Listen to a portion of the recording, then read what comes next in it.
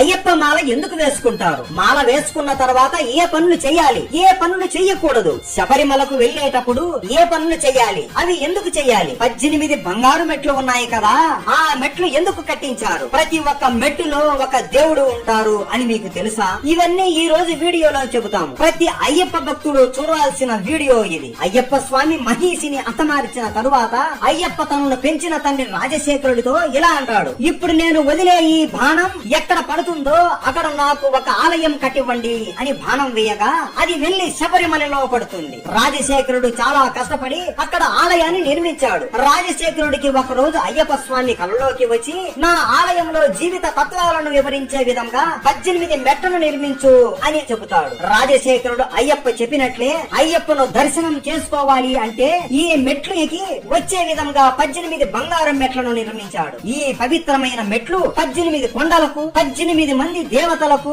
మరియు 18 తత్వాలకు ఆనవాలుగా ఉన్నాయి. మొదటిగా 18 కొండలు ఏవి అంటే ఇంజిపారమల, కలైకట్టిమల, పుదుచ్చేరిమల, కరిమల, తలైపారమల, దేవర్మల, శ్రీపాదమల, మైలాండుమల, మాతంగమల, కల్కటి మల, చిత్రాంబలమల, సుందరమల, నాగాంబలమల, గౌండమల, నీలకల్మల, నీలిమల, పొన్నాంబలమల మరియు శబరిమల వంటి కొండలను 18 మంది దేవతలైన వినాయకుడు, శివుడు, పార్వతి, కుమారస్వామి, బ్రహ్మ, విష్ణువు, రంగనాథుడు, కాళి, యముడు, సూర్యదేవుడు, చంద్రదేవుడు, కుజుడు, బుద్ధుడు, బృహస్పతి, శుక్రుడు, శనిదేవుడు, రాహువు మరియు కేతు అనే దేవతలను మరియు 18 తత్వాలు అయిన చూడడం, వినడం, సువాసన, రుచి, స్పర్శ, కామము, దురాశ, క్రోధము, లోపము, మోహము, మదము, మత్సర్యము, దాంభికము, సాత్వికము, రాజసము, తామసము, విద్య, అవిద్య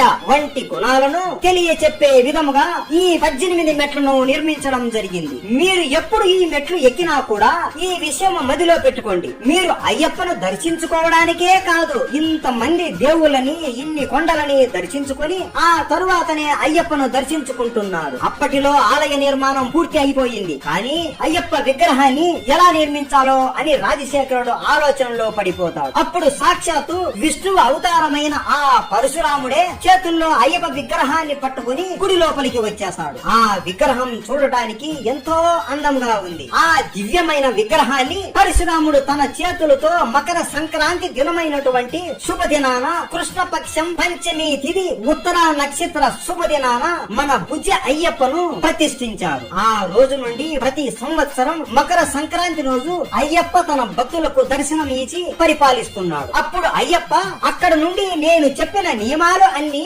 భక్తితో పాటించి నన్ను దర్శించుకుంటే వాళ్ళని నేను అనుగ్రహిస్తాను అని విగ్రహంలోకి వెళ్లిపోతాడు. అయ్యప్ప 2 కాళ్ళు ముడిచి కూర్చున్నట్లుగా ఉండి కుడి చేతిని కుడి మోకాలు పైన ఉంచి ఎడమ చేయి భక్తులను దీవించేలాగా ఉంటుంది. అంటే తానే శరీరం అన్న వారికి అభయం ఇచ్చే అద్భుతమైన రూపం ఇది. కానీ నా అయ్యప్ప ఎంతసేపు ఇలా కూర్చొని ఉంటాడు, ఆయనకి కాళ్ళు మరియు నడుము నొప్పి వస్తుంది అని భావించిన రాజశేఖరుడు ఒక యోగా పీఠాన్ని తయారు చేపించి ఆ పీఠాన్ని అయ్యప్ప నడుముకి కాళ్ళకి బిగిస్తాడు. ఇప్పుడు అయ్యప్ప మాల వేసుకున్న భక్తులకు దీక్షా విధానాన్ని వివరిస్తాము, వినండి. మొదటిగా భక్తులు గురుస్వామి ద్వారా మాల ధరించి ఉపదేశం పొంది బ్రహ్మచర్య పత్రాన్ని పాటించాలి. మసాలా పదార్థములను పూర్తిగా ఆపివేయాలి. సత్యము, ధర్మము, అహింస వంటి విషయాలను పాటించాలి. శబరిమలకు వెళ్లే భక్తులు నీతివంతులుగా, సహనవంతులుగా ఉండాలి. తమ శరీరాన్ని కష్టపెట్టి ఒక్క మండలము దీక్షతో ఉండాలి. ప్రతిరోజు ఉదయం మరియు సాయంత్రము చల్లనీటితో స్నానం చేసి నీలిమ లేదా నలుపు లేదా కాషాయ వస్త్రాలను ధరించి అయ్యప్ప శరణు చెప్పి పూజించాలి. అలాగే ప్రతిరోజు అయ్యప్ప భక్తులు అందరూ ఒక చోట చేరి అయ్యప్ప అనుగ్రహం కోసం భజనలు చేయాలి. అయ్యప్ప పులిపాల కోసం వెళ్ళినప్పుడు రాజశేఖరుడు ఒక నల్ల గుడ్డలో 3 కళ్ళతో ఉన్న ఒక కొబ్బరికాయను దానితో పాటు కొన్ని పదార్థములను ఇవ్వగా అయ్యప్ప ఆ మూటని ఇరుముడిలాగా కట్టి తల మీద పెట్టుకుని పులిపాల కోసం వెతుకుతూ ఉంటాడు. అచ్చం అలాగే ఇప్పుడు అయ్యప్ప మాల వేసిన భక్తులు శబరిమలకు వెళ్లేటప్పుడు ఇరుముడి తల మీద పెట్టుకుని వెళతారు. ఇరుముడి అనేది నేత పట్టుతో కొట్టబడిన 2 భాగాలుగా ఉండే సంచి. ఇరుముడిలో ఉండే ముందు భాగంలో పసుపు, కుంకుమ, ఒడ్లు, అటుకులు మరియు మాలికా పురుతంకు దీపం వెలిగించడానికి ఒత్తి, నూనె మరియు అతి ముఖ్యమైన కానుక అయిన నేతి కొబ్బరికాయ. నేతి కొబ్బరికాయ అంటే 3 కళ్ళతో ఉన్న కొబ్బరికాయని తీసుకొని ఒక కన్నుకి దానికి రంధ్రం పెట్టి అందులో ఉన్న నీటిని తొలగించి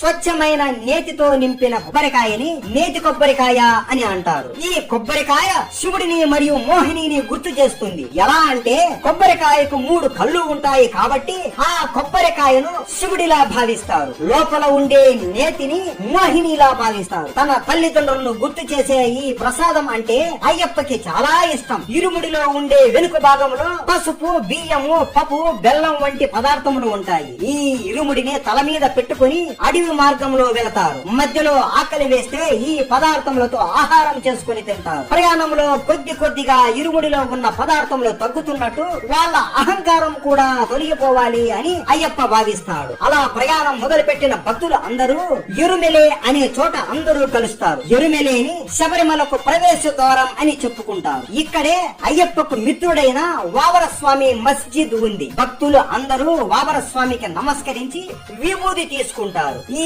ఎరుమెలేలోని ముఖ్యమైన ఘట్టమైన పెట్టే తుల్లై అనే కార్యక్రమం జరుగుతుంది. భక్తులు అందరూ మనసులో ఉండే బాధలు అన్ని పోయే వరకు నాట్యం చేస్తూ భజనలు చేస్తారు. పెట్టే తుల్లై ముగిశాక కన్యాస్వాములకి ఒక కర్ర ముక్క మరియు ఒక నల్లటి నాడాన్ని ఇస్తారు. తరువాత అక్కడ నుండి స్వాములు ప్రయాణం సాగిస్తూ పెర్రుతోడు, కొట్టాయిపాడి అనే ప్రదేశాలను దాటి కాలైకుట్టి అనే ప్రదేశానికి వస్తారు. ఈ కాలైకుట్టి ప్రదేశంలో అయ్యప్ప మహిషిని చంపిన ప్రదేశం. మహిషిని చంపిన తరువాత అక్కడికి శివుడు నంది మీద వచ్చినప్పుడు తన నందిని అక్కడే ఒక చెట్టుకు కట్టేస్తాడు. అందుకే ఆ ప్రాంతానికి కాలైకట్టి అనే పేరు వచ్చింది. ఆ తరువాత స్వాములు అలుదా నదిలో స్నానం చేసి ఆ నదిలోకి మునిగి రాళ్లను తీసుకుని దారిలో ఉన్న కల్లిడం కుండ్రాన్ని చేరి మహిషిని సమాధి చేసిన చోట ఆ రాళ్లని ఉంచుతారు. అందుకే ఆ చోటుని కల్లిడం కుండ్రు అని పిలువబడుతుంది. ఆ తరువాత ఇంజుపారై కోటను దాటి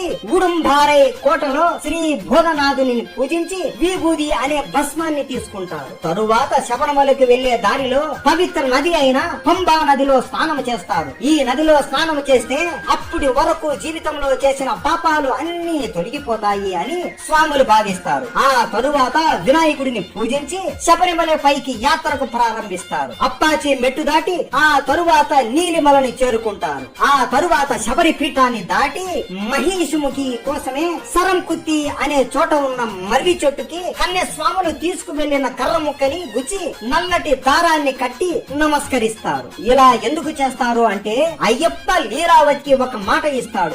ఏ సంవత్సరం అయితే కన్యస్వాములు నన్ను దర్శించుకోవడానికి రారో ఆ రోజు నేను నిన్ను వివాహం చేసుకుంటాను అని మాట ఇస్తాడు. అందుకే ప్రతి సంవత్సరము లీలావతి ఎదురు చూస్తూ ఉంటుంది. ఆ శబరిమల అడవి ఎంతో అందంగా ఉంటుంది. జలపాతాలు, చిన్న చిన్న నదులు, అందమైన పువ్వులు, పళ్ళు, ఆహా మామూలు దృశ్యాలు కాదు అవి. చివరిగా మందిరంలోకి వెళ్లి గట్టిగా స్వామియే శరణు అయ్యప్ప అని స్మరిస్తూ మొదటిగా 18 మెట్లు ఎక్కి అయ్యప్ప విగ్రహం ముందు నమస్కరిస్తూ వాళ్ళ పాపాలు అన్ని పోగొట్టుకుని ఏమైనా కోరికలు ఉంటే కోరుకుంటారు. ఆ తరువాత స్వాములు కొబ్బరికాయలను తీసుకొని మాలికా పురోత్తం ఆలయం చుట్టూ దొల్లించి చివరిగా ఆ కొబ్బరికాయను కొడతారు. ఆ రాత్రికి భక్తులు అందరూ అక్కడే ఉండి విశ్రాంతి తీసుకుంటారు. ఆ తరువాత స్వాములు ప్రియమైన ప్రసాదాన్ని తీసుకొని మళ్లీ పంబా నదిలో స్నానం చేసి ఇంటికి బయలుదేరతారు. ఇంటికి వచ్చిన తరువాత అయ్యప్పను మళ్లీ మనసారా ప్రార్థించి గురుస్వామి సహాయంతో మాలను తీసివేసి